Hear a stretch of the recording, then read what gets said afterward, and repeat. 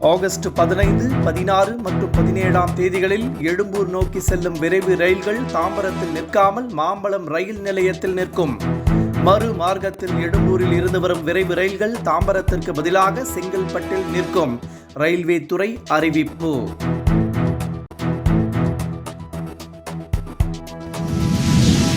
மழைக்கால கூட்டத்தொடர் முடிவடைந்த நிலையில் மக்களவைத் தலைவர் ஓம் பிர்லா தேநீர் விருந்து.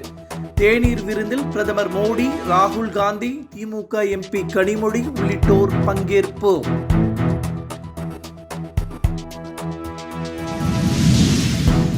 வரும் ஜனவரி 1ஆம் தேதி வாக்காளர் பட்டியல் திருத்த பணிகளை தொடங்கி ஜனவரி 6இல் இறுதி வாக்காளர் பட்டியலை வெளியிட உத்தரவு.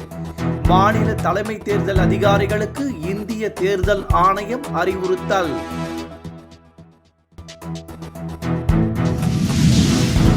நேர்மையாக விளையாடி இறுதிப் போட்டிக்கு சென்ற வினேஷ் பகத்துக்கு வெள்ளிப் பதக்கம் வழங்க வேண்டும். முன்னாள் கிரிக்கெட் வீரர் சச்சின் டெண்டுல்கர் வலியுறுத்தல்.